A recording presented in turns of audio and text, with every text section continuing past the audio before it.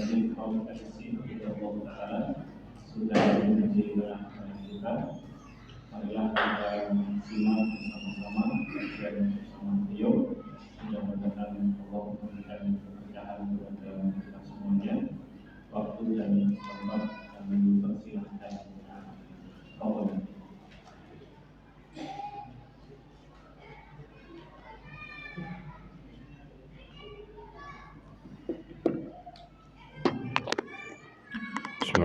Assalamualaikum warahmatullahi wabarakatuh.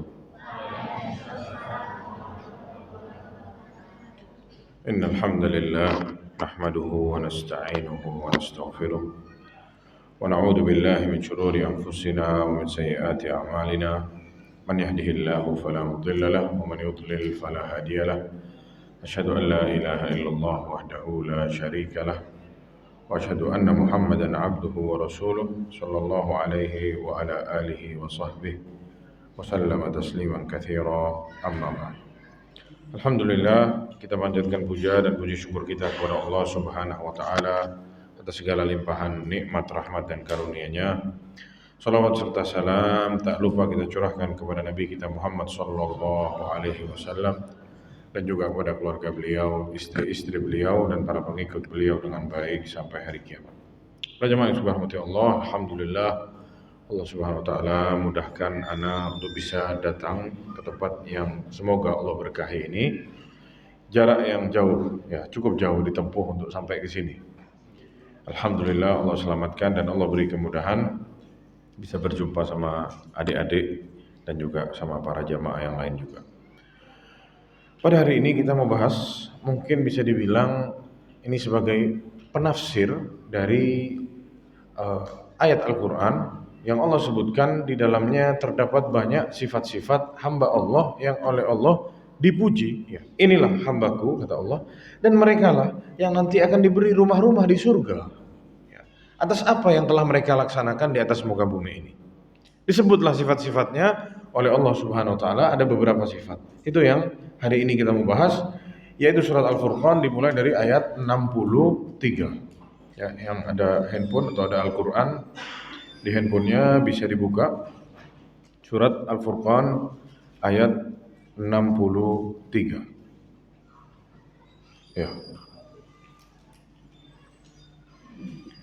Disebutkan para jemaah sekalian bahwasanya kedudukan tertinggi seorang hamba di atas muka bumi ini itu saat dia menjadi hamba Allah. Semakin dia menghamba kepada Allah, maka kedudukan dia di mata Allah itu semakin tinggi. Kebalikannya, orang yang menghamba kepada makhluk itu akan semakin rendah kedudukannya di mata Allah. Tapi saat ada orang yang menyembah Allah luar biasa, menghamba betul-betul kepada Allah, tunduk, patuh, takut, minta sama Allah, menghamba betul-betul, semakin dia begitu, semakin tinggi di mata Allah Subhanahu wa taala. Dan subhanallah, Allah Subhanahu wa taala menyebutkan ada orang yang menghamba luar biasa kepada Allah dan memiliki sifat-sifat ini. Maka disebutkan bahwasanya orang sebagai seorang muslim, sebagai hamba Allah, dia harus tahu sifat-sifat ini supaya menjadi betul-betul hamba yang dicintai oleh Allah Subhanahu wa taala. Dipuji oleh Allah, dijanjikan surga oleh Allah Subhanahu wa taala sebagai ganjarannya. Disebutkan para jemaah sekalian, Allah Subhanahu wa taala berfirman, "Wa ibadur rahman alladzina yamshuna 'alal ardi haunan wa idza khatabahumul jahiluna qalu salama." Ini ayat yang pertama, surat Al-Furqan ayat 63. Kata Allah Subhanahu wa taala, dan hamba-hambanya Allah yang Maha Pengasih dan Maha Penyayang, yaitu orang-orang yang berjalan di atas muka bumi ini dengan rendah hati. Dan apabila orang-orang jahil menyapa mereka, menghina misalkan, menyalahkan, ngajak ribut, bahasa kasarnya di pinggir jalan, wa idza khatabahumul jahiluna qalu salama. Sama dia tidak dibalas dengan ucapan yang sama. Bahkan sama dia dikasih ucapan-ucapan yang selamat. Maksudnya apa? Keburukan dibalas sama kebaikan. Ini salah satu sifat dari hamba-hamba Allah. Yang pertama disebutkan adalah at-tawadhu. rendah hati, tidak sombong. Bukan berarti orang yang tidak sombong ini orang yang pakaiannya biasa-biasa saja, kendaraannya jelek atau biasa-biasa, bukan. Itu hanya ada di dalam hati orang. Saat seseorang sombong atau tidak, ya banyak orang miskin tapi sombong, ada. Sudah tidak punya apa-apa, sombong pula. Ya, ini memalukan ini. Ada orang-orang yang mampu, Allah kasih kelebihan, tapi dia tidak sombong, rendah hati, berbagi sama orang, nyapa sama orang lain, salam kepada orang. Mungkin ada orang tidak mau salam ke dia, dia yang salam duluan, ya rendah hati. Bijaksana, berwibawa. Ini salah satu sifat dari hamba-hamba Allah yang Allah puji. Disebutkan para jemaah sekalian, min sifat ibadir rahman, sifat-sifat hamba Allah yang oleh Allah dipuji, bahwasanya mereka itu adalah hambaku, kata Allah, adalah tawadhu'uhum li'ibadi. Tawadhu'uhum lillah wa li'ibadi. Dia tunduk patuh kepada Allah dan dia rendah hati antar sesama hamba-hamba Allah. Berjalan di atas muka bumi ini dengan tenang, dengan baik, dengan wibawa, bertawadhu, dan jika diganggu sama orang, disenggol orang, diajak ribut sama orang, dia tidak pernah membalas. Bahkan ditemui dia menghindar atau bahkan mendoakan orang itu. Dikatakan oleh Abdullah bin Abbas radhiyallahu anhuma, yamshuna 'alal ardi haunan. Apa maksudnya? Haunan, yaitu berjalan di atas muka bumi ini dengan ketaatan, wal afaf, ya, selamat dirinya, baik terus, wat tawadhu, dan rendah hati. Ini tidak mudah seperti ini. Kita ketemu di luar sana orang mau bunuh-bunuhan, urusan serempet-serempetan sepeda motor. Urusan ngomong tidak enak, saling tuding-tuding, mau saling bunuh antara satu dengan yang lain, saling menyalahkan, berdebat, tidak selesai-selesai. Semuanya, ya kita lihat mereka-mereka yang seperti ini, coba lihat yang diobrolin apa, semuanya barang tidak ada manfaatnya. Debat kusir. Ini bukan salah satu sifat dari hamba-hamba Allah yang sama Allah dipuji dalam Al-Quran. Dan disebutkan tanda-tanda tawadhu'nya mereka dan ketenangan hati mereka. Mereka akan menghadapi siapapun yang ada di hadapan mereka itu, yang ngajak ribut mereka, yang bikin salah di depan mereka, yang bahkan mungkin menghina mereka, sama mereka akan dihadapi dengan kata-kata yang baik dan selamat. Ini berat. Ini berat. Tapi hamba Allah yang benar, ya seperti itu. Tidak semuanya orang bisa, tidak semuanya orang bisa bersabar untuk menghadapi cemoohan orang, ya kesalahan orang lain yang ada di depan mukanya. Paling tidak sama dia akan ditegur, sama dia akan dicemooh, atau sama dia disalahkan, itu minimal. Membalas keburukan dengan kebaikan, itu berat. Makanya sama Allah dikasih balasan ulaika alladzina atau ulaika yujzaunal ghurfata bima sabaru, mereka akan dibalas sama Allah dengan rumah-rumah dan kamar-kamar di surga atas apa yang sudah mereka buat. Nanti ada banyak sifatnya kita sebutkan. Tidak mungkin balasannya besar kalau tidak masalahnya sulit, tidak mungkin itu. Kita perhatikan semakin besar effort atau usaha yang dikeluarkan, maka akan semakin besar pahalanya di sisi Allah. Semakin berat ibadah itu, maka akan semakin besar pahalanya di sisi Allah. Kita perhatikan apa-apa yang sama Allah dijanjikan surga itu berat-berat semua. Itu berat-berat semua. Dan salah satunya sifat ini. Kita para jamaah sekalian menemukan banyak orang-orang yang baik agamanya, tapi akhlaknya minim. Agamanya baik, dia tidak nipu orang, sholat di masjid 5 waktu, puasa di bulan Ramadan, ya, tidak main-main masalah agama, tapi kalau sudah urusan akhlak, hancur lebur akhlaknya. Makanya kata Rasulullah SAW, ana za'imun bi baitin fi rabadil jannah liman tarakal mira wa in kana muhiqqah. Aku jamin hambaku rumah di pinggiran surga bagi siapa yang meninggalkan debat kusir. Dijanjiin apa? Surga, tapi agak di pinggir. Lalu kata Rasulullah, ana za'imun bi baitin fi wasatil jannah liman tarakal kadhib wa in kana maziha. Aku jamin rumah di tengah-tengah surga bagi siapa yang meninggalkan bohong meskipun cuma bercanda.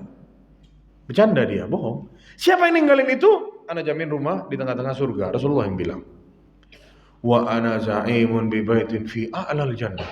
Aku jamin rumah bagi siapapun dia dari umatku ini, jaminan rumah di surga yang paling tinggi buat siapa?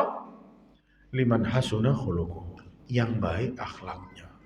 Akhlak ini mahal jemaah. Sampai Rasulullah ngajarin kita supaya doa minta akhlaknya diperbaiki dan dibaguskan oleh Allah Subhanahu wa taala. Ini sesuatu karunia yang sangat besar saat orang oleh Allah Subhanahu wa taala diberi akhlak yang baik. Dan semakin kesini sudah semakin sulit menemukan orang yang akhlaknya baik. Dirusak sama media, dirusak sama macam-macam. Ya. Teman nongkrongnya yang merusak dia atau yang lain-lain. Sehingga sulit ditemukan orang-orang yang akhlaknya baik. Ya. Salah satunya contoh akhlak baik yang ada dalam ayat ini. Kalau ketemu sama orang tidak benar, dicemooh orang, diajak ribut sama orang, dia menghindar dan yang keluar dari mulutnya itu baik-baik saja. Ya, dia tidak suka sama orang itu, misalkan tidak masalah, tidak suka ya tidak harus suka. Tapi saat berjumpa face to face, ketemu seperti ini, dia tidak mengeluarkan kata-kata yang buruk kepada orang tersebut. Meskipun mungkin benci hatinya luar biasa. Ini salah satu sifat dari hamba-hamba Allah Subhanahu wa taala yang oleh Allah Subhanahu wa taala dipuji. Dikatakan oleh Imam Ibnul Qayyim Al-Jauziyah rahimahullah masalah ini, bahwasanya kata beliau, al-athratu athratain. Orang itu bisa kepleset, dan yang paling benar-benar bisa membuat orang berbuat kesalahan atau terpleset dari kebenaran itu dua. Yang pertama, lisan. Ini paling banyak. Lisan itu menyebabkan kerusakan di atas muka bumi ini. Memindahkan informasi yang belum valid, sahih atau tidak, sama kita main di share saja, lisan. Atau menghina orang lain, mencemooh orang, tegur orang salah misalkan. Intinya lisan ini paling banyak kesalahannya. Kalau bukan lisan, itu kaki. Kemana kita pergi? Kesitulah kita kena fitnah dan kena ujian. Dua cobaan yang paling berat. Ada di lisan sama ada di kaki kita. Kemana kita pergi? Ada di mana kita? Dan katanya Imam Ibnul Qayyim, di ayat ini Allah ngasih tahu kalau mau dua-duanya selamat, ya begini, ada di ayat ini. Ditegur sama Allah di ayat ini.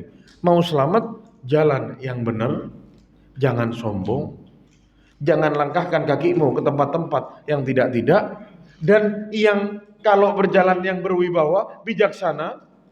Yang pertama, yang kedua, kalau sama orang diuji, dilontarkan kalimat-kalimat yang tidak enak, maka jangan dibalas sama kalimat yang sama, tapi balas dengan yang baik.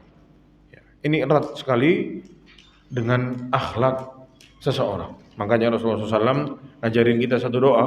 Apa doanya? Allahumma ihdini li ahsani al-akhlaq. Ya Allah, berilah aku petunjuk untuk supaya punya akhlak yang baik. Sama Rasulullah diajarkan suruh minta doa supaya akhlaknya baik. Kenapa? La yahdi li ahsaniha illa anta. Karena tidak ada yang bisa memberi kami akhlak yang mulia kalau kecuali Engkau ya Allah. Wasrif anni sayyi'aha, dan jauhkan kami ya Allah dari akhlak yang buruk. La yasrifu sayyi'aha illa anta. Karena tidak ada yang bisa menjauhkan kami dari akhlak yang buruk melainkan hanya Engkau ya Allah. Minta kepada Allah Subhanahu wa taala punya akhlak yang baik. Itu juga doa yang lain. Apa doanya? Allahumma kama hassanta khalqi fa ahsin khuluqi. Sebagaimana Engkau telah menyempurnakan penciptaanku, maka sempurnakanlah, perbaikilah akhlakku. Dan doa-doa yang lain yang diajarkan oleh Rasulullah Shallallahu Alaihi Wasallam. Dengan kata lain, singkatnya, jika kita berjalan jangan sombong, dan jika kita disenggol orang, diajak ribut sama orang, biarkanlah saja, tinggalkan atau balas dengan yang baik-baik. Berat, panas dada, ya betul. Kadang kita dicemooh sama orang, hati sakit, iya. Tapi orang yang baik, kata Allah, dibalas dengan kebaikan. Dan coba jamaah pikir, ada orang cemooh kita, terus sama kita didoakan kebaikan. Kira-kira berhenti tidak dia cemooh? Apa semakin dahsyat cemoohannya? Coba dipikir. Orang mendolimi seseorang, dibalas sama kedoliman. Apakah ini tidak balas lagi dengan yang lebih besar? Kira-kira? Bahkan justru mereka akan lebih bersemangat untuk mencemooh kita. Kenapa? Setiap cemooh dibalas. Seru jadinya. Tapi kalau sama kita tidak digubris, bahkan didoakan kebaikan, barakallahu fiik wa jazakallahu khair, malu jamaah. Itu bisa hancur hatinya itu. Bahkan mungkin kita bisa ngajak dia ke petunjuk yang benar dengan cara-cara seperti itu. Coba aja, dicoba sekali-sekali. Panas dada, enggak apa-apa. Sebentar aja itu panasnya, nanti hilang semuanya. Ya. Yang kedua para jamaah sekalian, Allah SWT berfirman di salah satu sifat-sifat hamba Allah yang dipuji oleh Allah adalah walladzina yabituna li rabbihim sujjadan wa qiyama. Mereka yang suka sholat, yang jaga sholatnya, ya sholat yang wajib pastinya. Lalu di malam hari mereka itu suka sholat malam. Meskipun hanya sholat witir saja. Ditemukan jamaah orang-orang terdahulu, nabi-nabi dan orang-orang soleh terdahulu dari sebelum zamannya Rasulullah, itu kebiasaan mereka adalah sholat malam. Contohnya Nabi Daud.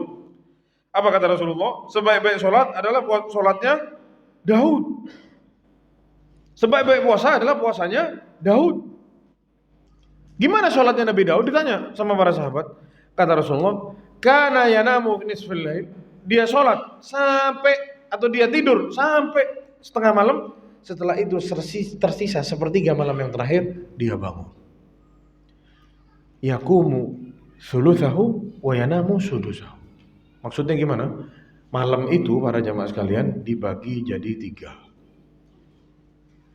Dari azan maghrib sampai azan subuh itu dibagi 3. Ada sepertiga pertama, ada sepertiga kedua, ada sepertiga yang ketiga. Sepertiga pertama dan sepertiga kedua tidur. Di sepertiga yang terakhir dia bangun. Lalu sepertiga yang terakhir dibagi 2. Jadi 1/6. Betul kan? Betul kan? Di 1/6 yang pertama dia sholat. Di 1/6 yang terakhir Nabi Daud tidur. Pahamnya Pak? Anak ulang lagi. Malam dibagi 3. 1/3, 2/3 tidur. Sisakan sepertiga yang terakhir. Di situ Nabi Daud bangun. Nah, sepertiga yang terakhir bagi 2. Misalkan ada waktu 3 jam, di sepertiga terakhir bagi 2, sisa 1,5 jam. 1,5 jam. Di 1,5 jam yang pertama itu waktu terbaik orang sholat malam. Di sepertiga atau 1/6 yang terakhirnya, 1,5 jam yang setelahnya itu, yang dari tengah sampai azan subuh, Nabi Daud tidur lagi. Paham ya Pak? Paham? Paham atau tidak? Iya. Disebutkan dari sifat-sifat hamba Allah Subhanahu wa taala yaitu menjaga sholat yang mana di dalamnya ya nomor 1 adalah sholat wajib dan termasuk yang dijaga juga sholat malam. Karena dikatakan sholat malam ini termasuk dari sholat-sholat sunnah yang muakkadah ditekankan, yang kita banyak kebablasan tidur, bahkan banyak dari kita subuhnya juga kebablasan, subuh jamak sama duha. Ya, ini gimana ya kalau sudah begitu? Jangan sholat malam, kalau subuhnya dijamak sama duha ya wallahu a'lam jamaah. Makanya kata Rasulullah, afdhalus shalah ba'dal fardhah sholatul lail. Sebaik-baik sholat setelah sholat wajib itu adalah sholat malam. Dari segi mungkin keikhlasannya, saat dia sholat orang semuanya lagi tidur, tidak ada yang lihat dia, itu nomor 1. Keikhlasannya mungkin lebih mudah bagi dia untuk ikhlas. Dan itu waktu Allah Subhanahu wa taala turun. Sebagaimana Allah Subhanahu wa taala berfirman dalam hadis qudsi atau kata Rasulullah sallallahu alaihi wasallam, yanzilu rabbuna ila sama'id dunya atau kulla lailatin ila sama'id dunya. Allah Subhanahu wa taala turun setiap malam ke langit dunia. Hina yabqa thuluthul lail akhir. Saat malam tersisa sepertiga, sebagaimana kita jelaskan barusan. Sepertiga pertama tidur, sepertiga yang kedua tidur, baru sepertiga yang terakhir, di situ Allah turun. Apa kata Allah? Man yad'uni fa'astajib lahu. Yang doa minta aku akan beri. Man yas'aluni fa'utiyahu. Yang minta aku beri. Wa man yastaghfiruni fa'aghfir lahu. Yang minta ampun aku ampuni dosanya. Yaitu di sepertiga yang terakhir. Yang Nabi Daud bangun dan Rasulullah juga bangun sholat di situ, ya waktu itu. Adapun Rasulullah dikatakan, diriwayatkan Rasulullah itu pernah sholat malam sepanjang malam, pernah. Lewat tengah malam sholat sampai akhir, pernah. Lalu Rasulullah SAW juga sholat sebagaimana Nabi Daud sholat, dan Rasulullah yang langsung mengatakan itu adalah sholat yang terbaik. Sholatnya siapa? Nabi Daud. Caranya gimana? Tadi sudah kita jelaskan. Dan dulu para jemaah sekalian, dikatakan Rasulullah kalau sholat malam baca surat apa? Qul ya ayyuhal kafirun kah? Atau qul huwallahu ahad? Wala inna a'tainakal kautsar? Tidak jemaah, baca surat Al-Baqarah. Selesai Al-Baqarah, rukuk? Tidak, lanjut. Loncat ke An-Nisa. Tidak ke Ali Imran, An-Nisa, loncat. Habis itu baru baca surat Al-Imran. Katanya Hudzaifah ibnul Yaman, ana sholat malam bersama Rasulullah. Lucu nih jemaah. Katanya Hudzaifah mungkin 1 juz Rasulullah rukuk katanya. Subhanallah 1 juz tidak rukuk jemaah, lanjut lagi. Oh mungkin 2 juz, lanjut lagi. Oh mungkin selesai Al-Baqarah rukuk, tidak rukuk. Lanjut ke An-Nisa. Katanya Hudzaifah, hampir-hampir ana batalkan sholat ini.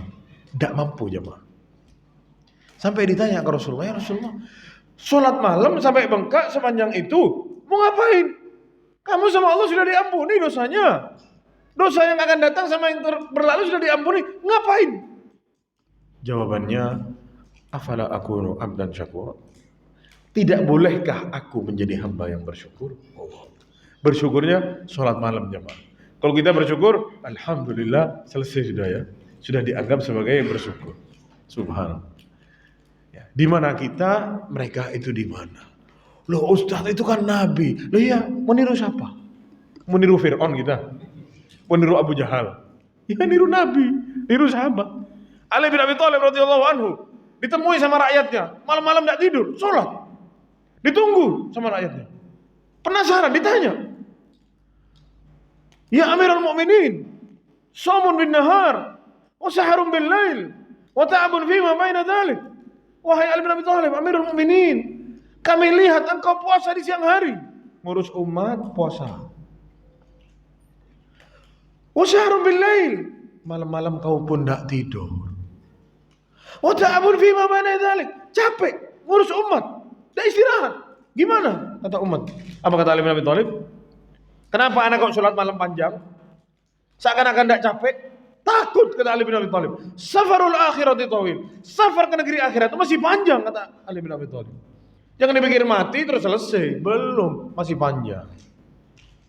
Ya, bayangkan jemaah orang mati meninggal dunia sekarang masuk ke alam barzakh. Sampai kapan di alam barzakh? Sampai hari kiamat. Kapan kiamat? Ada yang tahu? Yang tahu anak kasih hadiah. Kapan? Ayo, ada yang tahu? Kalau tahu kasih hadiah. Hari Jumat. Jumat kapan? Hari Jumat. Hari kiamat. Subhanallah. Tidak tahu. Bisa jadi kita di alam barzakh 1000 tahun, bisa 2000 tahun, sedangkan kita hidup di dunia cuma 60 tahun, 70 tahun, masuk ke alam barzakh ribuan tahun. Wallahu a'lam sampai kapan tidak tahu. Itu sahabat-sahabat yang meninggal di zamannya Rasulullah, sekarang di alam barzakh sudah hampir 1500 tahun. Sampai kapan? Tidak tahu. Selesai alam barzakh, nanti ada hari kiamat. Tiup sangkakala, hancur semuanya. Antara sangkakala pertama yang kedua ada 40. Sahabat ditanya, 40 apa? Abu Hurairah yang meriwayatkan hadisnya, Abu Hurairah ditanya sama sahabat, 40 apa? Tidak tahu. 40 hari ana tidak dengar kata Rasulullah saat bersabda itu, ana dengarnya cuma arba'in, 40 saja. 40 apa ana tidak tahu. 40 bulan, 40 hari, 40 tahun, wallahu alam, pokoknya 40. Setelah itu ditiup sangkakala yang kedua, bangun semuanya. Hari kebangkitan. Setelah itu digiring ke padang mahsyar. Dibiarin sama Allah di padang mahsyar. Sama Allah dibiarkan di padang mahsyar, tidak langsung dihisab. Matahari didekatkan 1 mil, 1,5 kilo kira-kira. Sekarang jaraknya matahari jamaah 150 juta kilometer. Nolnya ada berapa? 150 juta berarti 7 nolnya. Benar ya? Nanti nolnya dihapus semua, 5-nya dimasukkan ke belakangnya koma. Sisa 1,5 kilo saja matahari. Yang membuat manusia tenggelam sama keringatnya sendiri. Ada yang sampai ke mata kakinya, ada yang sampai ke lututnya, ada yang sampai ke pinggangnya, ada yang sampai yuljimuhu iljaman kata Rasulullah. Di sini tangannya Rasulullah. Dengan kata lain, dia tenggelam sama keringatnya sendiri. dibiarin sama Allah dan langsung dihisab. Manusia yang jumlahnya ada miliaran itu dari zamannya Nabi Adam sampai yang terakhir dari hari kiamat, semuanya ada di sana mau dihisab satu-satu. Bayangkan. Dan sama Allah dibiarkan. Timbullah nanti orang-orang yang keliling nyari syafaat. Siapa yang bisa bantu supaya segera Allah Subhanahu wa taala menghisab. Datang ke Nabi Adam berlepas diri, anak tidak bisa, tidak pantas untuk jadi penyambung antara umat dengan Allah Subhanahu wa taala. Pergi ke Nabi Nuh, tidak bisa juga. Pergi Nabi Ibrahim, berlepas juga nafsi, anak tidak mampu, kata mereka. Pergi ke Nabi Musa juga bilang tidak bisa, Nabi Isa bilang tidak bisa. Lalu Rasulullah yang bilang, anak yang bisa. Lalu Rasulullah sujud minta kepada Allah, berdoa, memuji Allah Subhanahu wa taala. Baru akhirnya kata Allah Subhanahu wa taala, ya Muhammad irfa' ra'sak, angkat kepalamu, wasal tu'ta, minta akan kuberi, wasfa'tu syafa'. Silahkan beri syafaat. Yang pertama kata Rasulullah apa? Ummati. Ya Allah, umatku, ya Allah, umatku. Umatnya Nabi dihisab duluan. Kata Rasulullah, nahnul akhiruna, kami yang terakhir hidup di atas muka bumi ini, tapi kami yang pertama di akhirat nanti. Ya. Kita datang belakangan jamaah umat Islam, sebelumnya ada Nasrani, sebelumnya lagi ada Yahudi lebih dulu, tapi kata Rasulullah, kita nanti yang pertama dihisab oleh Allah Subhanahu wa taala di akhirat. Itu yang membuat mereka sholat malam. Kenapa? Tahu panjang masih. Selesai diberdirikan di padang mahsyar, baru ada hisab. Setelah ada hisab, ada timbangan amalan al-mizan. Setelah itu masih ada telaganya Rasulullah. Setelah itu masih ada as-sirat sana. Antara surga sama neraka ada sirat. Masih panjang perjalanan. Katanya Ali bin Abi Thalib, safarul akhirati thawil, pergi ke negeri akhirat itu panjang. Wa yahtaju ila qat'ihi bi sayril lail wa huwa al-ijlaj. Kita butuh potong jalur supaya cepat dengan apa? Salat malam ini. Begitu juga orang-orang dari kalangan para salaf dulu, ya kalau tidur atau ketiduran di malam itu tidak bisa bangun, istrinya yang bangunin. Sebagaimana disebutkan salah seorang istrinya, seorang tabi'in namanya Habib Al-Farisi. Apa kata istrinya? Kum ya Habib, wahai suamiku Habib, bangun. Fa innat thariqa ba'id. Karena perjalanannya masih panjang. Wa zaduna qalil. Bekal kita sedikit. Ya, dah cukup, masih panjang perjalanan. Dan ini salah satu yang dipuji oleh Allah Subhanahu wa taala dalam Al-Qur'an, maksudnya mereka hamba-hamba Allah itu yang kalau malam itu sujud kepada Allah, salat yang panjang, qiyaman berdiri salat, sujud kepada Allah Subhanahu wa taala. Makanya Rasulullah SAW mengatakan, alaikum biqiyamil lail, bagi kalian untuk sering-sering melakukan sholat di malam hari. Fa innahu da'bus sholihin, karena itu adalah kebiasaannya orang-orang soleh. Qablakum, sebelum kalian, wa huwa qurbatun ila rabbikum, mendekatkan diri kepada Tuhan kalian, wa mukaffiratun lisayyi'at, dan menggugurkan dosa-dosa, wa manhatun lil itsmi, dan melarang seseorang berbuat dosa. Adapun waktunya sudah kita sebutkan tadi. Maka para jamaah sekalian, agar jangan sampai kita tidak punya bagian untuk sholat di malam hari. Bisa dilakukan sebelum sholat subuh, intinya masih di waktu malam. Waktu malam itu dari matahari tenggelam sampai matahari terbit itu waktu malam. Sampai waktu fajar. Jadi ada yang tanya, Ustaz, Anda mau sholat witir habis isya? Boleh. Tapi jangan lupa, sholat rawatib setelah isya yang 2 rakaat. 2 rakaat setelah sholat isya jangan diloncat. Dan ini kesalahan banyak dilakukan oleh kaum muslimin. Sholat tarawih tapi sholat sunnah isya dia tidak sholat. Itu yang lebih ditekankan. 2 rakaat setelah isya, baru dia mau witir, baru dia mau tarawih. Ini enggak. Tarawih semangat tapi sholat rawatibnya setelah isya sama dia ditinggalkan. Jangan sampai ini terjadi. Sehingga banyak ditemui masjid-masjid yang apa? Langsung habis isya langsung tarawih. Ya, jangan begitu juga. Kasih waktu jamaah untuk sholat sunnah.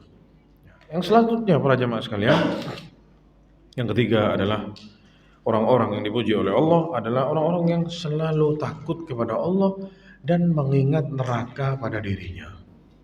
Allah SWT berfirman dalam surat Al-Imran atau surat Al-Furqan ayat 65 lanjutan yang tadi, walladzina yabituna atau walladzina yaquluna rabbana isrif 'anna 'adzab jahannam inna 'adzabaha kana gharama innaha sa'at mustaqarra wa muqama. mereka yang berdoa kepada Allah, ya Allah, wahai Tuhan kami, jauhkan azab jahanam dari kami. Sesungguhnya azab jahanam itu adalah kebinasaan yang sangat kekal. Bayangkan jamaah, neraka itu tidak ada istirahat. Ya, neraka itu tidak ada istirahat. Kalau bukan apinya yang mati, kulitnya yang gosong. Kalau apinya mati sama Allah ditambah besar lagi, kalau kulitnya gosong diganti lagi sama Allah kulit yang baru yang lebih tebal lagi, supaya tidak berhenti merasakan sakitnya azab Allah Subhanahu wa taala. Tidak ada istirahat. Mereka itu yang ada di neraka bilang sama malaikat Malik yang jaga neraka, ya Malik, kata mereka, liyaqdi alaina rabbuk, sudah wahai Malik, habisi kami semua, bunuh kita ini. Mau sampai kapan disiksa terus? Tidak selesai-selesai. Ada lagi siksa yang baru, kulitnya baru lagi, apinya lebih besar lagi. Terus begitu, gonta-ganti. Sudah, bunuh kami tidak apa-apa, habisi kami semua. Ini katanya orang yang ada di neraka. Habisi kami, jangan terus diazab, tidak selesai-selesai. Sama malaikat Malik didiamkan puluhan tahun. Mereka teriak-teriak, liyaqdi alaina rabbuk, liyaqdi alaina, habisi kami, diam, malaikat Malik tidak jawab. Setelah puluhan tahun setelah itu, habisi. Ya, tahun maksudnya puluhan tahun itu jangka waktu yang sangat lama kalau dihitung di dunia maksudnya, karena hari kiamat itu hari yang terakhir, tidak ada hari-hari berikutnya. Ya, itu perlu kita ketahui bersama.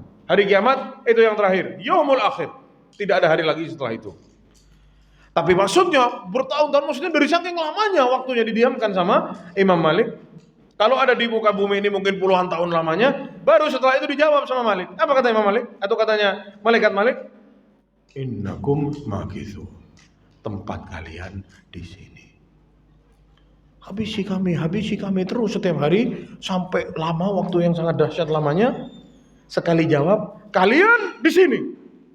Jangan banyak omong. Azab terus, tak berhenti, selamanya di neraka. Orang-orang yang baik, para jamaah sekalian, yang dipuji oleh Allah, mereka yang selalu mengingat ini. Ke barat, ke timur, bawa rasa takut kepada Allah. Dimanapun dia takut sama Allah Subhanahu wa ta'ala. Mereka mengatakan, ya Allah, jauhkan kami dari azab-Mu yang pedih itu di neraka nanti, karena sungguh azabnya itu mengerikan dan membinasakan. Dan neraka, ya, sesungguhnya jahanam itu adalah seburuk-buruk tempat untuk dijadikan sebagai kediaman. Para jamaah subhanahu wa ta'ala, orang-orang terdahulu Allah subhanahu wa ta'ala sifatkan mereka adalah orang-orang yang takut kepada Allah. Takut bukan karena habis maksiat. Yang habis maksiat harus lebih takut lagi. Ternyata ditemui orang-orang terdahulu kita takutnya saat berbuat amal soleh. Bayangkan jemaah. Kata Allah SWT, walladzina yu'tuna ma atau wa qulubuhum wajilah annahum ila rabbihim raji'un. Mereka yang mengamalkan amal-amal soleh, atau mereka yang telah melaksanakan apa yang telah mereka laksanakan, lalu hati mereka takut bahwasanya mereka akan kembali kepada Allah. Ditanya sama Aisyah radhiyallahu anha, ya Rasulullah, itu yang katanya Allah takut, itu mereka ngapain? Kata Aisyah, apakah mereka itu mencuri atau yashrabun al-khamr, minum khamr? Ya, maksudnya orang yang sedang bermaksiatkah yang takut sama Allah tadi itu? Sehingga mereka takut, ingat sama neraka. Apakah habis maksiat? Kata Aisyah. Apa kata Rasulullah? La ya bintas Siddiq. Tidak, wahai anaknya Siddiq. Anaknya Abu Bakar As-Siddiq. Siapa mereka? Kira-kira siapa jemaah? Kata Rasulullah, walakinnahum alladzina yasumun. Mereka adalah orang-orang yang puasa, mereka ada orang-orang yang sholat, mereka adalah orang yang yatasaddaqun, bersedekah, wa hum yakhafun, tapi ditemui mereka itu takut amalannya tidak diterima oleh Allah Subhanahu wa taala. Bukan maksiat jemaah. Kalau maksiat takut itu ya memang seharusnya. Ini yang amal soleh yang takut. Takut kenapa? Amalannya tidak diterima sama Allah. Sudah babak belur sholat malam, perlunya ditulis di status sama dia. Alhamdulillah. Mau ngapain nulis di status? Biar ditahu, kelihatan orang. Jam 3 malam ada orang nulis status, alhamdulillah. Habis sholat malam nih. Teman-temannya tahu semua. Sholat tarawih 1 juz, Masya Allah, imamnya mantap. Sering nggak kita baca satu-satu seorang? Mau ngapain? Itu orang-orang terdahulu menyembunyikan amalannya, takut amalannya tidak diterima sama Allah, sama kita diumbar amalan kita seakan-akan sudah pasti amalan kita ini diterima sama Allah Subhanahu wa taala. Makanya Imam Hasan Al-Basri rahimahullah mengatakan, al-mu'minu, orang mukmin itu jama'a ihsanan wa syafaqah. Mukmin itu menggabungkan antara kebaikan sama rasa takut. Ini anak sedekah kira-kira diterima enggak sama Allah Subhanahu wa taala? Takut ditutupi sama dia sedekahnya. Doa, ya Allah, terimalah dari kami yang sedikit ini. Takut ditutupi sama dia. Itu orang-orang mukmin. Bikinnya kebaikan terus, tapi dia diintai sama rasa takut terus. Sebaiknya orang munafik sebaliknya. Jama'a isa'atan wa amna. Mereka berbuat buruk tapi ke barat ke timur ngerasa aman terus. Itu orang munafik. Dosa terus bikin tiap hari ngerasa aman terus. Aman, bisa tobat besok. Oh Allah Maha baik, oh Allah Maha pengampun. Ini ciri-ciri orang munafik. Maka jangan sampai kita menjadi orang-orang yang seperti ini. Ya. Orang munafik amalnya sedikit, tapi dia merasa aman dari azab Allah. Terima pasti amalannya. Gaya di sini, gaya di sana. Orang mukmin tidak. Disembunyiin amalannya, banyak amalannya, tapi diintai sama rasa takut. Khawatir amalannya tidak diterima oleh Allah Subhanahu wa taala. Jadi ini adalah sifat yang ketiga, bahwasanya mereka selalu takut kepada Allah Subhanahu wa taala, takut amalannya tidak diterima oleh Allah Subhanahu wa taala. Takut kepada azab Allah. Ingat dimanapun kita berada, besok akan ada as-sirat yang harus kita lewati, yang oleh Allah diletakkan di atas neraka jahanam. Semuanya. Kata Allah, wa in minkum illa wariduha. Tidaklah kalian melainkan pasti mampir ke sana. Harus lewat situ. Kana ala rabbika hatman maqdiyah. Dan sama Allah sudah diputuskan ini pasti. Tidak bisa ada yang lolos dari sini. Mau masuk surga, lewat ini dulu. Di bawahnya ada neraka jahanam yang dalamnya perjalanan 70 tahun. Makanya orang-orang mukmin itu selalu takut. Sifat yang keempat para jemaah sekalian, Allah SWT berfirman, walladzina idza anfaqu, walladzina idza anfaqu lam yusrifu wa lam yaqturu wa kana baina dzalika qawama. Mereka yang apabila membelanjakan hartanya, mereka tidak berlebihan dan tidak pula kikir. Dan saat mereka menggunakan hartanya itu, posisinya ada di tengah-tengah. Tidak kebablasan, terlalu boros. Tidak juga pelit. Dia punya uang, dia bisa beli sepatu yang bagus, dia beli sepatu yang jelek. Ini bahayanya, ini salah ini. Jangan. Allah kasih kita rezeki, pakai. Buktikan itu, Allah kasih ke kita. Kita punya uang miliar-miliaran, pakai mobil, beli bekas, sudah mau hancur mobilnya. Jangan Ustaz, kita harus zuhud, subhanallah. Ya. Bukan itu zuhud jemaah. Kita ini suka salah mengartikan apa? Zuhud. Zuhud itu bukan orang yang pakai barang-barang yang jelek, bukan. Zuhud itu mau ada uang, mau tidak ada uang, itu tidak berpengaruh buat dia. Itu orang zuhud. Miskin alhamdulillah, kaya raya alhamdulillah, tidak goyang dia. Dia tidak terfitnah sama itu. Itu zuhud. Bukan yang pakai bajunya jelek-jelek, bukan itu zuhud. Bahkan Allah itu mencintai hambanya yang kalau sama Allah dikasih, Allah ingin lihat bekasnya itu pada hambanya. Apa? Aku sudah kasih ke kamu sesuatu yang besar. Mana? Tak kasih lihat sama kamu. Kasih lihat. Bajunya pakai yang baik. Dan ini dulu Abdullah bin Abbas saat menasihati orang-orang Khawarij, Abdullah bin Abbas pakai baju bagus. Orang-orang Khawarij tidak mau pakai baju bagus. Pakai baju yang jelek-jelek. Zuhud kata mereka. Kata Abdullah bin Abbas, wallahi ana lihat Nabi pakai baju ini. Pakai baju seperti ini dulu. Apa? Salah Nabi? Kata dia. Bingunglah orang-orang Khawarij itu. Tak bisa jawab.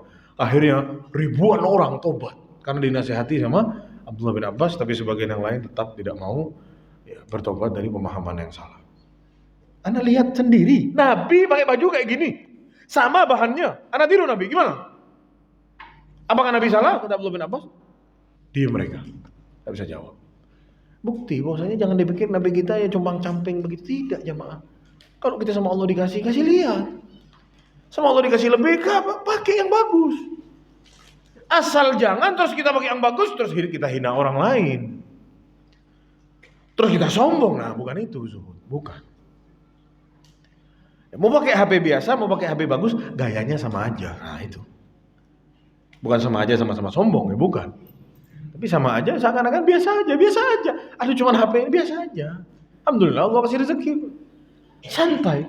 Ya kalau besok anak butuh uang, anak jual pakai yang biasa, santai-santai aja. Ya itulah zuhud. Ya. Dan inilah salah satu yang dipuji sama hamba-hamba, sama Allah Subhanahu wa taala akan hamba-hambanya. Kalau berbelanja tidak berlebihan, barang tidak perlu sama dia dibeli, ditumpuk di rumahnya semua. Jangan jemaah. Beli baju sebanyak-banyaknya, tidak dipakai. Sepatu berjejer ada 13. Yang lainnya satu yang enak, sisanya tidak enak. Enggak sama dia dikasih ke orang, enggak juga sama dia dipakai. Mending kalau dikasih ke orang, mending itu. Dia dapat pahala sama orang dipakai sepatunya. Ini enggak, ditahan di rumahnya, senang aja dia lihat dipajang itu di rumahnya. Dipakai juga enggak. Ini yang bermasalah. Bukan berarti dia enggak boleh beli barang yang dia butuhkan, bukan. Dan juga sebaliknya, yang pelit. Ini bermasalah. Sudah tahu dia punya, dia butuh, dia enggak beli. Jangan kikir, ditahan duitnya. Pakai jemaah, uang itu sama Allah dikasih, harta itu dikasih untuk digunakan. Kalau bukan untuk kita pribadi, kasih ke orang lain. Dulu sahabat-sahabat itu mau menginfakkan semua hartanya. Sa'ad bin Abi Waqqas, dia waktu itu sakit parah, dia ngerasa dia mau mati. Dia bilang sama Rasulullah, boleh enggak anak wakafkan semua harta anak ini? Kata Rasulullah, jangan.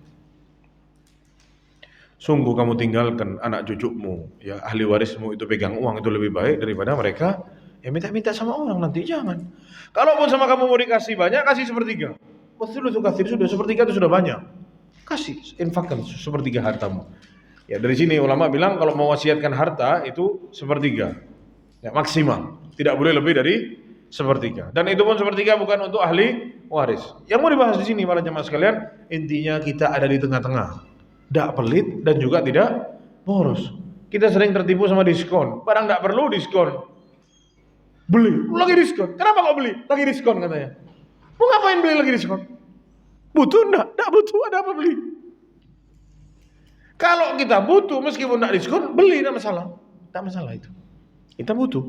Oh dia mahal, kita butuh, kita punya, kita beli. Jangan sampai kita beli kenapa? Lagi diskon kita beli. Butuh enggak? Tidak butuh. Hati-hati. Jangan sampai kita masuk di hamba-hamba yang berlebihan atau terlalu pelit. Rasulullah SAW bersabda, "La tazulu qadama ibni Adam atau abdin yaumal qiyamah hatta yus'alu an umrihi fima afnah." Nanti kaki kita ini di hadapan Allah para jamaah tidak akan beranjak sampai ditanya beberapa pertanyaan. Yang pertama, umurnya dihabiskan untuk apa? Yang kedua, ilmunya diamalkan atau tidak. Yang ketiga, ditanya masalah harta. Saat urusan harta, dua yang ditanya. Yang lain umurnya dipakai untuk apa? Ilmunya dipakai atau tidak? Tapi urusan harta, dua pertanyaannya. Min aina tasabahu, dapat dari mana?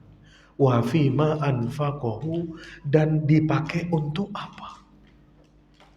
Lalu an jismihi fima ablah, badan yang sama Allah diberi, kesehatan yang sama Allah diberi, dia pakai untuk apa itu semua? Ditanya sama Allah SWT. Lihat di sini masalah harta, ditanya dua. Yang pertama dapat dari mana, dan yang kedua digunakan untuk apa. Dan ingat jemaah, semakin banyak harta kita di atas muka bumi ini, hisabnya akan semakin panjang di akhirat. Itu barang pasti. Antum datang ke pasar atau ke supermarket, semakin banyak belanjaannya, semakin lama antum berdiri di kasir. Betul kan? Iya kan? Yang belanjanya cuma Indomie 2 sama susu 1, tit, selesai. Iya kan? Lewat. Yang keranjang-keranjang, antri, lama. Sama. Karena semua yang masuk sama Allah akan ditanyakan, dan semua yang keluar sama Allah akan ditanyakan. Siapkan jawabannya dari sekarang. Ya. Kembali agar kita menata hati di hidup kita ini dengan baik. Dan dulu Rasulullah SAW itu ditawarkan oleh para sahabatnya untuk pakai barang-barang yang bagus. Ya, Rasulullah tidak mampu untuk beli, itu tidak mampu. Tapi Rasulullah ditawarin sama orang. Ya, lain kalau Rasulullah mampu, lain. Ini Rasulullah tidak mampu untuk beli itu. Jadi ditawarin sama sebagian sahabatnya, Rasulullah, ana lihat itu para raja-raja Romawi dan Persia itu tidur di atas permadani yang bagus. Kasurnya lembut, halus. Kamu tidur di atas tikar. Sampai berbekas di punggungnya Rasulullah. Kalau habis bangun gini, ya tikernya jiplak di badannya Rasulullah. Dari saking kerasnya itu Rasulullah tidur. Kata Rasulullah, mau ngapain diganti? Biarin aja. Tidaklah ana sama dunia ini melainkan seperti musafir yang lagi istirahat sebentar, tidur di situ sebentar, lalu pergi lagi. Santai aja. Tidak perlu begitu-begitu. Dengan kata lain mungkin Rasulullah tidak mampu membeli, ditawarin orang, mau dikasih, udah tidak usah kata Rasulullah, karena tidak perlu. Dan kita sekarang tidur di atas kasur sampai ada shockbreakernya jemaah kasurnya. Shockbreaker apa namanya itu? Ini shockbreaker ya. Kalau mobil shockbreaker namanya. Shockbreaker ya. Sampai begitu. Belum bantal-bantalnya, belum gulingnya lagi, belum selimutnya lagi. Pantesan kalau subuh setengah mati kita mau bangun. Azan corongnya ke rumah kita, tidak bangun juga. Mungkin karena itu mereka tidak mau seperti itu. Mungkin karena itu para jamaah sekalian. Kebablasan kita ini. Bukan berarti kita tidak boleh tidur di kasur, bukan. Cuman coba dibandingkan. Kita ini di mana, mereka itu di mana. Apa yang mereka buat dan apa yang kita buat, coba dibandingin. Jamaah, ada satu riwayat. Waktu itu Umar bin Abdul Aziz rahimahullah, ya khalifah Umayyah ya. Waktu itu beliau yang menjadi khalifah. Sampai dikatakan beliau ini Khulafaur Rasyidin yang kelima dari saking adilnya. Beliau menjabat cuma 2 tahun kira-kira, dan di 2 tahun itu keberkahan turun sangat dahsyat karena kejujuran beliau dan keseriusan beliau memimpin ya, Khilafah Umayyah. Sampai dikatakan domba sama serigala tidak saling ya, akur. Domba sama serigalanya itu akur, tidak saling. Serigalanya tidak makan domba, duduk bersamaan. Di sana, di hutan atau di pinggiran kota, di gurun pasir. Biasanya serigalanya menerkam domba ini tidak duduk bersamaan, sampingan, tidak ribut. Dari saking keberkahan Allah turunkan di zamannya beliau. Tidak ada orang miskin. Sampai rakyatnya datang ke beliau, bilang, wahai Amirul Mukminin, kami ini mau keluarin zakat, tapi tidak nemu orang miskin. Kami temui orang miskin cuma 1, kasih ke dia. Kata Umar bin Abdul Aziz, itu kamu wahai Amirul Mukminin, khalifahnya paling miskin. Bayangkan, dia dikasih tidak mau, kasih taruh di Baitul Mal, semuanya pasrahkan dan letakkan di Baitul Mal. Orang yang biasanya datang penyair, tukang sanjung-sanjung yang minta duit itu diusir semua sama dia tuh. Sudah minggir, tidak perlu semua begini. Yang minta jatah-jatah disuruh minggir semua, tidak ada. Yang membuat akhirnya karena khalifahnya terlalu dahsyat, rakyatnya sebagian rusak, akhirnya diracuni, beliau meninggal dunia. Beliau tanya sebelum meninggal dunia sama salah seorang pembantunya Rasulullah SAW, apakah kamu pernah dengar dari Nabi langsung siapa orang-orang yang pertama kali minum air telaganya Rasulullah? Ini orang-orang yang cepat nih hisapnya nih, pet, tak pakai lama-lama nih, langsung masuk ke telaga, setelah itu sirat terus masuk surga. Siapa mereka? Seperti apa ciri-cirinya? Oh ada, kata Rasulullah, ciri-cirinya. Kata Tuhan, yang pertama asy'adhu ru'usa, yang rambutnya berantakan.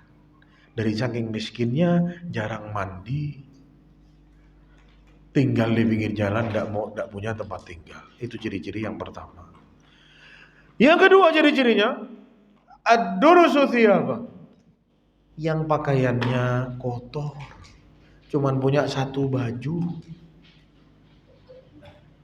Yang ketiga, la yanqihul mutanaimat, Tidak menikahi wanita-wanita yang mungkin cantik, anaknya orang terpandang, enggak nikahi. Yang dinikahi perempuan-perempuan yang miskin-miskin juga sama kayak dia. Dan yang ditolak kalau datang ke rumah orang. Datang ke rumah orang, bilang anak enggak ada nih udah. Malas ngadepin. Kenapa? Terlalu miskin. Tidak ada gunanya duduk sama dia. Dikesampingkan orang-orang seperti itu. Itu orang-orang yang pertama kali nanti besok masuk ke telaganya Rasulullah SAW. Kata Umar bin Abdul Aziz, tersisa 2 buat anak dari 4 ini. Ana menikahi anaknya khalifah yang sebelumnya, wanita-wanita terpandang. Dan ana tidak mungkin ditolak kalau datang ke rumah-rumah orang. Ana khalifah, tidak mungkin ana ditolak. Yang memungkinkan tersisa buat ana cuma 2. Yang rambutnya berantakan dan bajunya kotor. Mulai besok ana tidak mandi dan ana tidak mau ganti baju.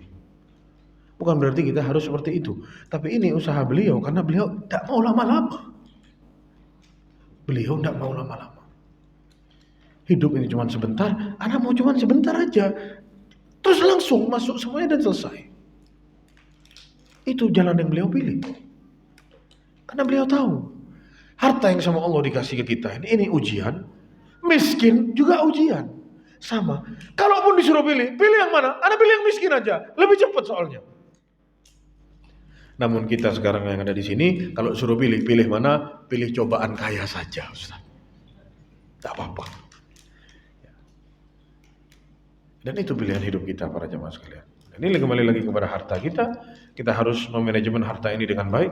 Yang perlu kita beli. Yang tidak perlu tidak usah kita beli. Dan ingat di harta kita itu ada haknya orang-orang yang tidak mampu. Ada salah seseorang para jamaah sekalian, setiap dia kerja dapat untung, mesti sama dia dibagi ke orang-orang yang dia kenal dan tidak mampu. Dapat masuk duit langsung bagi, masuk langsung bagi. Ditegur sama salah seorang kerabatnya, kamu tuh kenapa sih? Tiap dapat itu langsung bagi ke orang, langsung bagi ke orang. Kenapa? Allah itu bilang kata dia, ya ibna Adam, unfik alaik. Berinfaklah kamu, aku kasih infak kepada kamu. Kata dia, Allah itu punya kebiasaan memberi saya. Selama anak kasih ke orang. Jadi kebiasaan ini tidak mau saya rubah. Saya takut Allah rubah kebiasaannya Allah nanti. Allah tidak kasih saya lagi. Anak mau kasih orang, karena Allah kasih anak terus. Anak tidak mau rubah ini, sehingga nanti Allah rubah juga. Dengan kata lain, di poin yang ini para jamaah sekalian, kita disuruh pintar-pintar mengatur harta kita. Ya, jangan terlalu pelit juga seperti orang-orang Yahudi, ya. Dan juga jangan terlalu berlebihan. Ya. Poin yang kelima para jamaah sekalian, walladzina la yad'una ma'allahi ilahan akhar wa la yaqtuluna an-nafsa allati harramallahu illa bil haqq wa la yaznun. Di poin yang ketiga ini atau yang kelima ini ada 3 poin sekaligus Allah sebutkan di dalam surat Al-Furqan ayat 68, yaitu mereka yang tidak berbuat syirik kepada Allah Subhanahu wa taala. Ini dosa terbesar, yang paling besar. Pelakunya jika mati di atas ini tidak akan masuk surga, kekal di neraka. Mau sedekahnya triliunan, mau dia sholat setiap hari, sholat sunnah, nafilah 1000 rakaat lebih, tapi dia menyekutukan Allah Subhanahu wa taala dengan hambanya, mau dengan malaikat, dengan nabi, dengan apapun itu, meninggal di atas itu, kekal di neraka. Asyirku billah, menyekutukan Allah Subhanahu wa taala. Yang kedua, dosa besar yang selanjutnya, membunuh jiwa yang tidak halal untuk dibunuh. Ada jiwa-jiwa yang halal untuk dibunuh, perang misalkan. Kisos itu algojo, pengkisosnya itu bunuh orang. Bunuh orang atau tidak? Bunuh orang. Kalau memang orangnya pantas dibunuh, ya harus dibunuh. Tapi kalau kita cuman ribut-ribut, cekcok mulut, terus bunuh orang, mobil keserempet, keluarin pistol, ditembak, cemburu, iri, suudon, emosi saja, bunuh orang. Dan ini banyak di Indonesia terjadi. Kenapa? Oh, cemburu. Kenapa? Cekcok adu mulut. Kenapa? Anaknya ditegur. Bunuh orang. tidak ada harganya. Dulu Rasulullah SAW lihat ada sahabat bawa anak panah, beberapa dijinjing. Bagian besi yang tajamnya itu ngadep ke depan.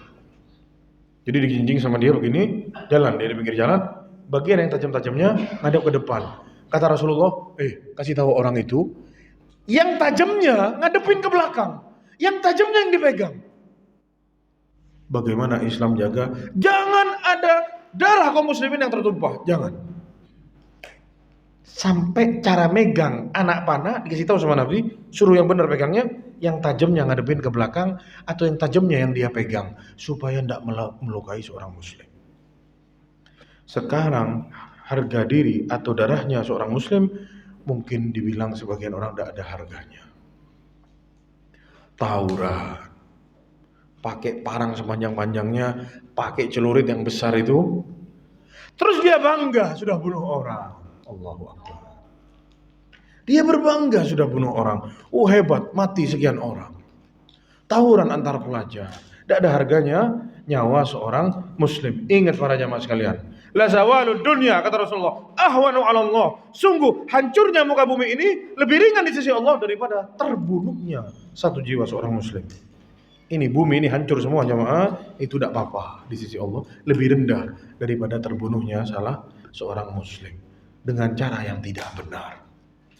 Dan ingat, Allah Subhanahu wa taala berfirman, "Wa man yaqtul mu'minan muta'ammidan." Ingat ini jamaah. Kata Allah Subhanahu wa taala, barang siapa yang membunuh seorang mukmin sengaja dia bunuh. Bunuh didasari rasa benci, tidak senang, emosi. Ya, ini bunuh-bunuh ini maksudnya, bukan bunuh dengan benar, lagi perang misalkan. Atau ada orang mau nyerang kita, mau merampas harta kita sama kita dilawan sehingga dia mati, lain itu. Itu bela diri, harus kita lakukan. Tapi begitu cekcok biasa sampai membunuh. Wa man yaqtul mu'minan muta'ammidan, bunuh seorang mukmin sengaja, fajaza'uhu jahannam. Ini yang pertama. Balasannya dari Allah neraka jahannam. Khalidan fiha, kekal di dalamnya. Wa ghadiballahu alaihi, Allah marah kepada dia. Wa la'anahu, dilaknat sama Allah. Wa addalahu adzaban 'azima, dan Allah siapkan di neraka azab yang sangat dahsyat. 5 balasannya dari Allah SWT. Makanya sebagian ulama mengatakan orang yang sudah bunuh orang kemungkinan besar tobatnya tidak diterima. Ini sebagian para ulama. Sebagian yang lain bilang tetap diterima jika memang dia tobat nasuha. Dan diriwayatkan bahwasanya dikatakan wala yazalu al-muslim fi fushatin min dinihi ma lam yusib daman haraman. Seorang muslim masih akan ada di dalam kelapangan agamanya selama dia belum menumpahkan darah yang haram. Kalau sudah numpahkan darah, bunuh orang, sempit bagi dia, tidak banyak pilihan. Sulit untuk bertobat kepada Allah Subhanahu wa taala. Karena dia sudah bikin dosa yang sangat dahsyat sekali. Yang selanjutnya berzina. Kata Rasulullah SAW, "Idza zana ar-rajulu kharaja minhul iman." Orang yang berzina itu keluar keimanannya. Wa kana alaihi kadzullah, imannya terkatung-katung di atasnya seperti bayangannya begitu. Tidak nempel ke badannya. Fa idzan qata'a raja'a ilaihil iman.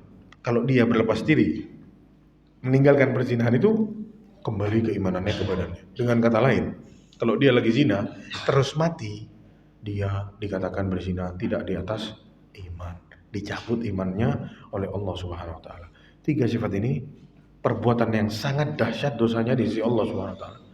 Syirik kepada Allah Subhanahu wa taala yang kata Allah tidak diampuni siapa-siapa yang berbuat dosa kesyirikan. Tempat kembalinya adalah neraka kata Allah Subhanahu wa taala. Yang kedua, bunuh orang. Yang ketiga, berzina. Ini diperingatkan oleh Allah dalam ayat ini agar kita menjauhi dosa-dosa ini. Yang selanjutnya para jamaah sekalian subhanahu wa ta'ala, Allah SWT memberitahu bahwasanya siapa-siapa yang bertobat, illa man taba, kata Allah, kecuali mereka yang bertobat, wa amana, beriman, wa amila amalan salihan, dan tobatnya sama dia diiringi dengan keimanan dan amal soleh, faulaika yubaddilullahu sayyi'atihim hasanat. Mereka lah yang oleh Allah keburukannya akan ditukar dengan kebaikan-kebaikan. Dengan kata lain, siapa yang melakukan dosa-dosa itu, segeralah bertobat kepada Allah dengan tobat yang baik. Tobat yang nasuha, yang mana tobat nasuha syaratnya ada 5. Yang pertama, tobatnya ikhlas untuk Allah Subhanahu wa taala. Yang kedua, memutus jalur menuju dosa tersebut dan meninggalkan dosanya. Dosanya dia lepas dan jalur ke sana diputus. Yang ketiga, menyesali dosa yang sudah dia buat itu. Yang keempat, bertekad untuk tidak kembali. Yang kelima, tobatnya pada waktu yang masih diterima oleh Allah, yaitu sebelum nyawa sampai di kerongkongan dan sebelum matahari terbit dari barat. 5 syarat taubatan nasuha. Menyesali, bertekad untuk tidak kembali, melepas dosanya dan memutus jalur ke sana, ikhlas, dan ada waktunya tobat itu. Saat matahari sudah terbit dari barat, tidak ada gunanya bertobat kepada Allah Subhanahu wa taala. Dan juga saat nyawa di kerongkongan, saat dia sudah melihat kematian itu baru dia mau tobat, juga tidak diterima tobatnya oleh Allah Subhanahu wa taala. Begitu juga sifat yang selanjutnya. Yang keenam, walladzina yashhaduna az-zura wa idza marru bil laghwi, atau walladzina la yashhaduna az-zura wa idza marru bil laghwi marru kirama. Dari akhlak yang baik, sifat-sifat hamba Allah yang dipuji oleh Allah Subhanahu wa taala, mereka menghindar untuk duduk di majelis-majelis yang di dalamnya terdapat kemungkaran. Ada orang-orang melakukan keburukan, main judi, lalai-lalaian, joget-jogetan, musik-musikan, pesta miras, ganja-ganjaan, dan kawan-kawannya semua. Kita disuruh untuk menghindar dari majelis-majelis seperti ini. Majelis-majelis fitnah yang kalau kita ada di situ, kita bisa kena juga. Kalau sama Allah diazab mereka, kita kena juga azabnya. Kita mengingkari tidak bisa, negur tidak enak, terus ikut di situ juga. Lain kalau kita negur, ya akhi tidak boleh di sini ini seperti ini, lain cerita itu. Ini tidak sama kita dibiarin, mau ingkarul mungkar tidak berani, ngomong juga merasa tidak pantas, terus dia nongkrong juga di sana. Jangan sampai kita menjadi hamba-hamba yang seperti itu. Walladzina la yashhaduna az-zur, la yahduruna az-zur wal batil. Tidak hadir di tempat-tempat seperti itu yang terdapat kebatilan dan keburukan di dalamnya. Tidak ikut campur dan mengotori tangan-tangannya dengan majelis-majelis seperti itu. Begitu juga masuk di dalamnya majelis-majelis yang terdapat di dalamnya dosa-dosa. Nongkrong gibahin orang, adu domba orang, merendahkan orang, istihza, ya, ngeprank orang. Oh, ngepranknya Mak ya? Apa bahasa Indonesianya ngeprank? Apa? Ngerjain orang.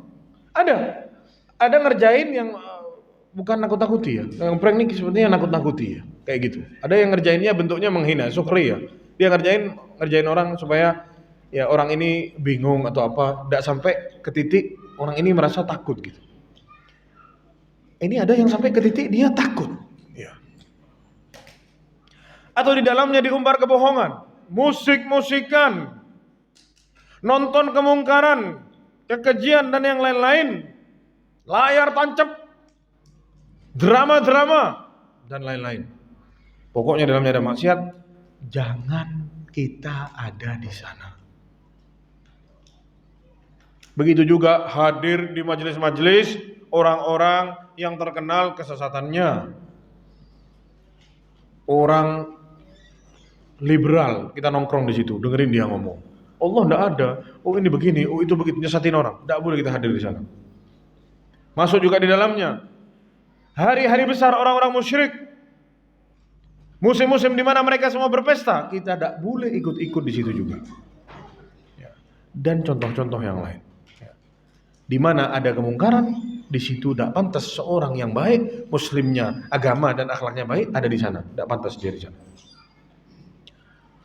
Yang ketujuh para jemaah sekalian, orang-orang yang dipuji oleh Allah Subhanahu wa taala adalah orang-orang yang selalu mengagungkan kalamullah, walladzina idza dzukiru bi ayati rabbihim, mereka-mereka yang jika disebutkan kepada mereka itu ayat-ayat Allah, ya akhi ittaqillah, bertakwalah kepada Allah ya akhi.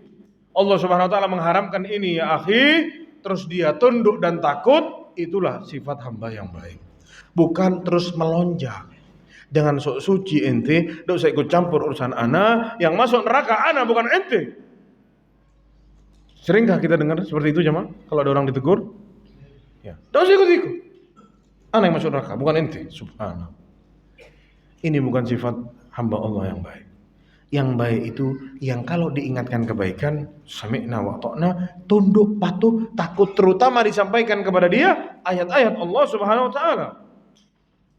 Lam yakhirru 'alaiha summan wa umyana. Mereka tidaklah menghadapinya sebagai orang-orang yang tuli dan buta, pura-pura bodoh, pura-pura tidak dengar, tidak. Dia betul-betul mengagungkan kalimat Allah. Ditaruh dalam dirinya itu kalam Allah, ditaruh di tempat di atas kepalanya sama dia. Bukan malah dia enggan, atau sama dia malah disalahkan orang yang membacakan ayat kepada dia. Ditolak mentah-mentah sama dia. Ingat, Rasulullah SAW bersabda, Inna abghadhal kalami ila Allah. Sungguh perkataan paling buruk di sisi Allah Subhanahu wa taala, ayyaqula ar-rajulu lirrajuli, saat seorang mengingatkan kawannya, ya akhi ittaqillah, wahai saudaraku bertakwalah kepada Allah, lalu balasannya alaika nafsak, urus dirimu sendiri.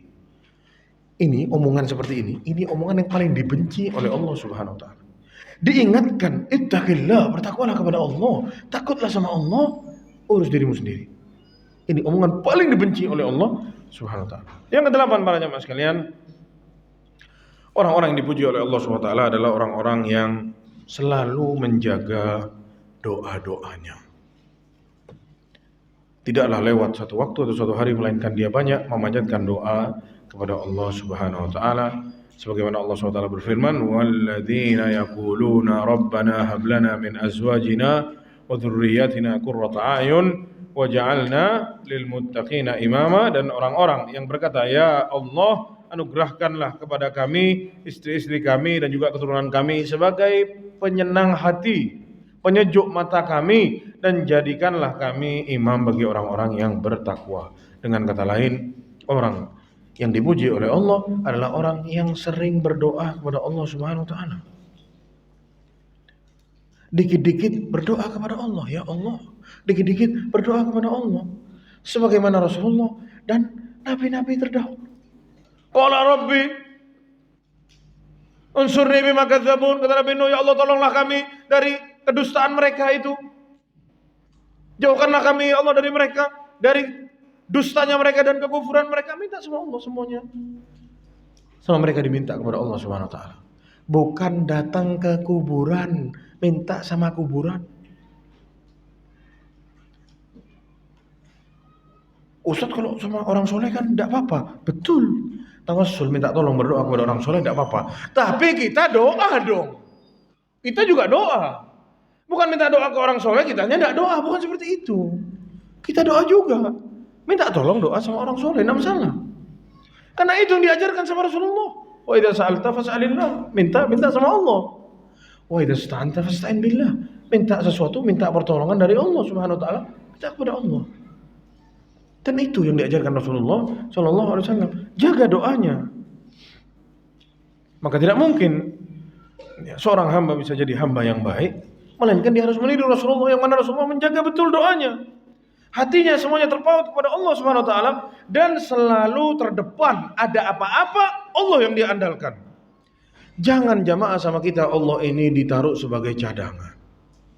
Saat kita punya masalah keliling dulu, fulan. Semuanya tidak bisa, sudah mentok baru ya Allah. Salah ini jamaah. Allah dulu, Allah yang pertama sampai yang terakhir. Yang lain hanya mencari usaha dan sebab saja, barangkali bisa bantu. Tapi ujung-ujungnya Allah Subhanahu wa taala yang akan membantu. Maka itulah para jamaah sekalian yang disebutkan oleh Allah Subhanahu wa taala dalam surat Al-Furqan dari 8 sifat orang-orang yang dipuji oleh Allah Subhanahu wa taala.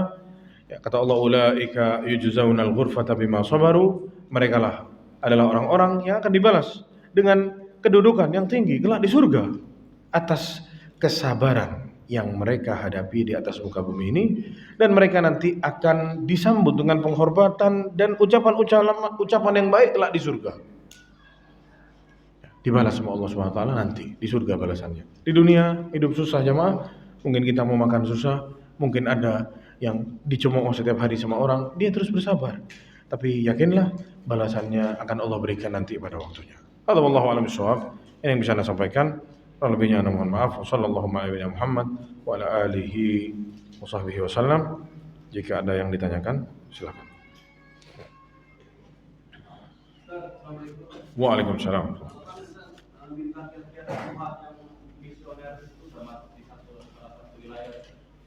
Misionaris. Ya. Di daerah kami Ustaz itu yaitu untuk pengukuran air itu terkedaulatan Ustaz. Jadi Kordarwa alhamdulillah itu ruangnya kas Ustaz. Jadi kita di sana melalui rivalisasi Ustaz. Ya. Alhamdulillah sampai saat ini. Kiat-kiatnya Untuk yang buat di daerah-daerah itu yang misionaris itu. ya, ini harus didaftarkan atau dilaporkan ke markas-markas dakwah ya. Minta dai sering-sering dikirim ke sana. Dan minta dana untuk menampung anak-anak itu jangan sampai terlena sama itu. Kemarin ada kejadian di daerah kami juga saat gempa bumi, mereka datang bawa buku-buku cerita untuk anak-anak, ternyata isi bukunya itu untuk ya mengimani agama mereka gitu. Ya Tuhan Yesus dan lain-lain. Ya, jadi yang ada di sana harus bergerak cari bantuan, support dari tempat-tempat yang lain. Ya. Mana yang terdekat, kota besar terdekat, ada markas dakwah, datang ke situ, minta dikirim sesuatu untuk berdakwah. Dan bikin acara-acara yang menarik. Contohnya kayak kajian, nanti makan bersama. Atau disantuni orang-orang yang tidak mampu. Karena kebanyakan orang itu lapar jemaah. Lapar dikasih tahu, tauhid, syirik, lapar perutnya. Yang ini ngasih makan, belok semua. Anak dulu tinggal di satu tempat, sekolah di satu tempat, di kota yang terkenal dengan kristenisasi. Itu setiap pekan kita itu dikirim ke kampung-kampung pelosok untuk ngajarin TPA. Gratis, tidak dibayar. Sekalian kita latihan untuk berdakwah, ngajarin anak-anak yang ini terpapar sama virus misionaris itu tadi. Anak tanya, iya kita setiap berapa bulan sekali itu ke gereja katanya. Di sana ada les sekolah umum gratis. Dalam hati anak itu bukan sekolah umum, ujung-ujungnya besok diarahin ke sana. Terus pulang nanti dikasih biaya, dikasih uang, kadang dikasih sembako, ramai datang semua. Tapi subhanallah jemaah, sepintar-pintarnya mereka.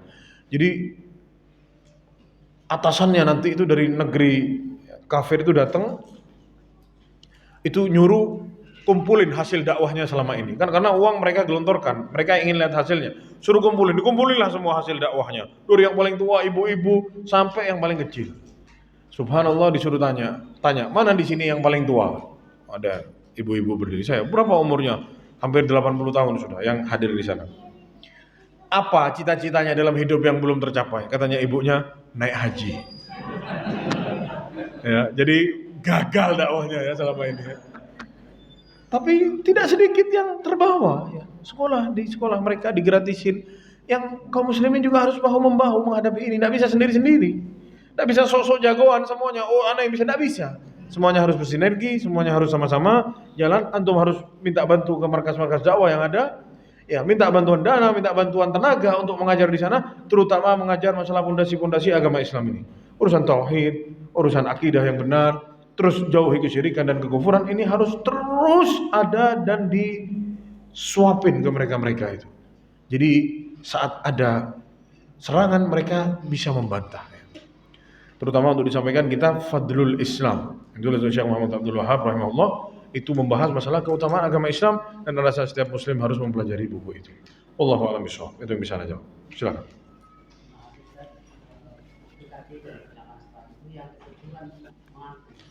Ya.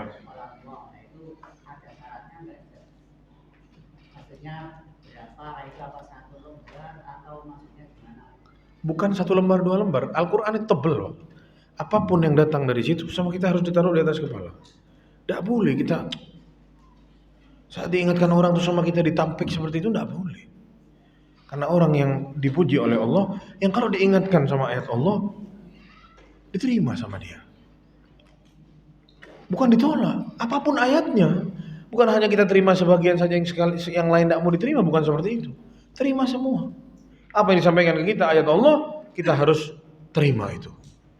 Meskipun itu pahit buat kita, tidak boleh sama kita dibantah. Tidak boleh kita menggerutu. Apalagi menolak, urus dirimu sendiri dan semisalnya, tidak boleh seperti itu. Jadi tidak ada syaratnya harus sekian-sekian, tidak ada. Semua. Mau itu dari Allah Subhanahu wa taala dan juga dari Rasulullah SAW, kita harus terima itu. Tidak boleh sama kita ditolak. Kita tidak bisa amalkan, itu urusan yang lain, tapi jangan sampai kita menolak itu. Ditolak mentah-mentah sama kita.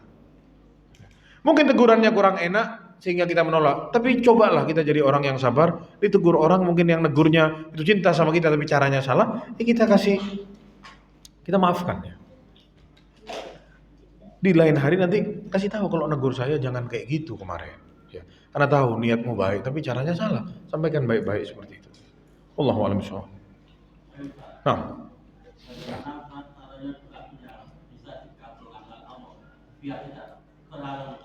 Ya.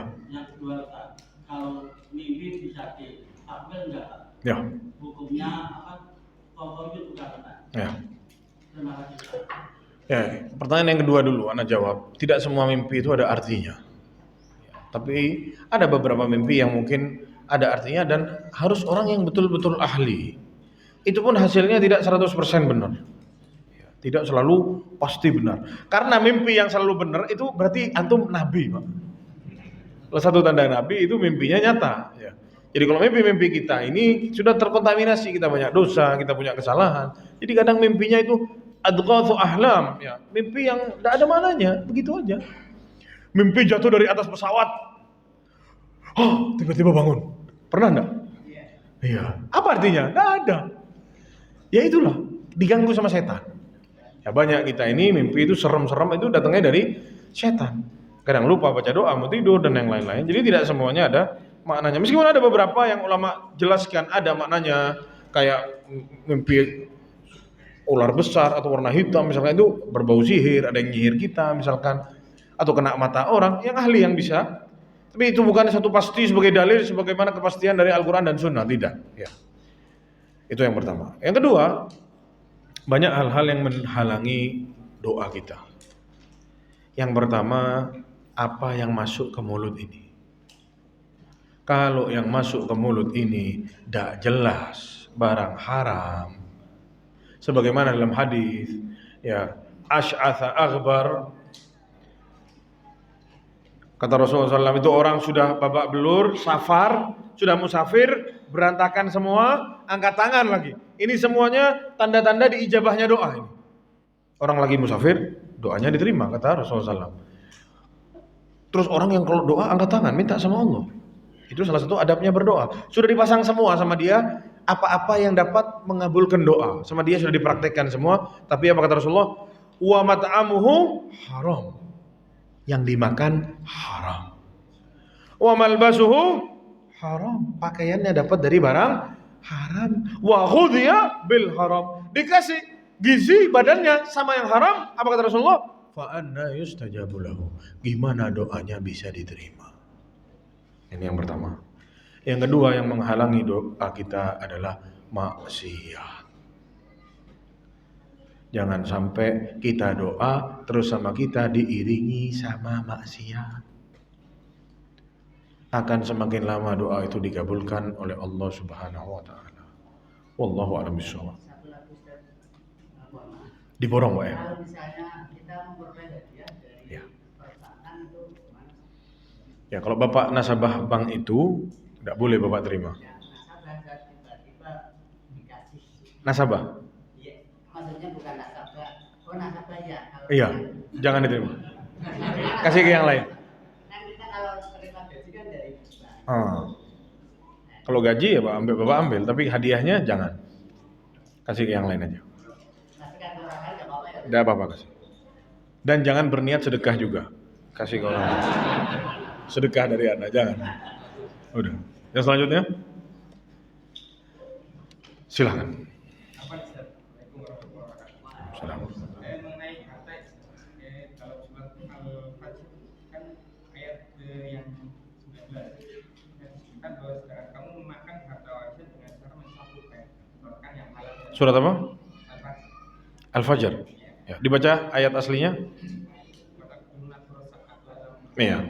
Tuhibbun al-mal. Memakan harta warisan dengan mencampur bawakan itu yang halal. Iya, ada hak dia, ada yang bukan hak dia, sama dia dicampur dimakan semua. Paham? Ada yang hak dia, tapi ada yang bukan hak dia, sama dia diambil juga. Jadi yang dimakan halal dimakan, yang haram disikat juga sama dia. Paham jemaah? Sama dia dicampur. Jangan. Yang halal, yang bukan punya kita harus pisah. Jangan sama kita yang halal bismillah, yang ini bismillah juga, jangan. Jangan jemaah. Wallahu a'lam bishawab. Yang lain? Jika tidak ada yang ditanyakan, Anda cukupkan sampai di sini. Taib. Maksudnya? Ya, kiat-kiatnya untuk bisa sholat malam itu jangan tidur kemalaman. Ya. Dan jika tidak dipaksa, tidak mungkin bisa. Paham cuma? Orang mau beramal soleh itu harus dipaksa. Makanya sebagian ulama bilang sedekah itu kayak orang jihad. Berani enggak? Yang pengecut enggak kira berani. Sama. Yang mengecut enggak kira dia sedekah. Pikir, enggak jadi. Keluar merah, masukin lagi. Biru, masukin lagi. Hijau enggak jadi. Terakhir abu-abu. Abu-abu ngerasa Abu Bakar Siddiq langsung. Anak sudah bersedekah. Di sama setan ke situ, kamu hebat bisa bersedekah. Terus nanti dia dikasih tahu hadis lagi. Yang penting sedikit tapi continue. Ya. Sudah cuman 2.000 udah continue lagi. Itu kayak apa? Orang berjihad berat. Orang Muhammad soleh udah gampang jemaah. Orang Muhammad soleh kalau udah dipaksa enggak bisa. Sebutkan apapun amal soleh tidak dipaksakan tidak bisa. Harus ada usaha dipaksa sampai nanti akhirnya jadi kebiasaan. Nah, itu baru karunia dari Allah SWT, rezeki yang besar saat kita bisa banyak berbuat amal soleh. Kalau tidak dipaksa tidak bisa. Nah, Sholat malam karena sering bangun, tapi kadang takut karena gelap atau dosa juga kan. takut sama gelap. Ini tauhidnya harus diperbaiki lagi ya tuh. Tidak masalah sendirian, justru itu waktu-waktu Allah turun. Ya antum kalau doa sama Allah diterima doanya. Pas lagi sendiri. Jangan takut. Takut sama siapa antum? Gelap emang jin gelap. Jangan takut. Kalau takut gelap, taruh cetekan lampunya di sebelah antum. Bangun cetek, hidupnya biar terang langsung. Tidak usah takut. Takut sama gelap-gelap ada apa? Jin. Mau terang mau gelap, jin itu ada enggak jemaah? Ada. Betul enggak? Mau terang mau gelap, pagi malam, jin itu ada. Namun semakin malam itu yang disenangi sama mereka karena mereka senang sama kegelapan. Ya. Kalau sama antum dilawan, ya lewat semua itu.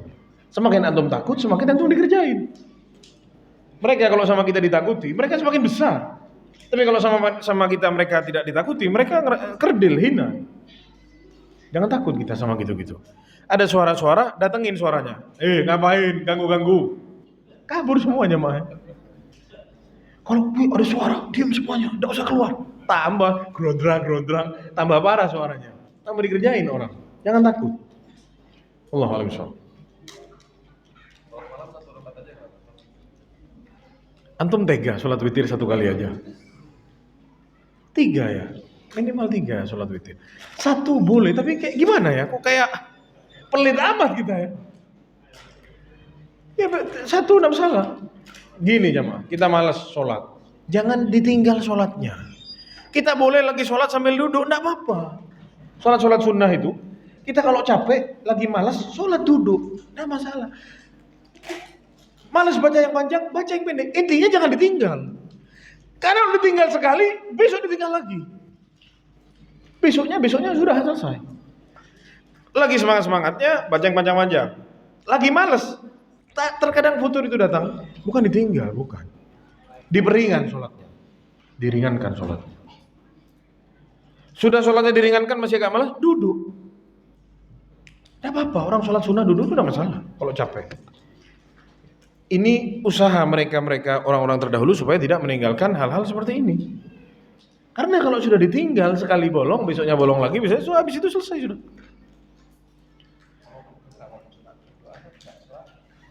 Ya tidak masalah ya, antum tidak dapat fadilahnya gitu aja. Semuanya ada pahalanya di sisi Allah Subhanahu Wa Taala. Kecuali yang tidur ngorok ya, wallahu a'lam dapat apa anda tidak tahu. Tapi kan boleh ya, dan untuk misalnya kan kejar waktu, misalnya kan tahajud sudah 6 rakaat dan terus kok waktunya tahajud kan terakhir ditutup 1 rakaat itu boleh. Boleh. Itu namanya antum 6 tambah 1 7. Kalau beliau 1. Ya. Wallahu a'lam bishawab. Baik jemaah, anda rasa cukup. Anda cukupkan sampai di sini. Kurang lebihnya mohon maaf. Sallallahu alaihi wasallam. Assalamualaikum warahmatullahi wabarakatuh.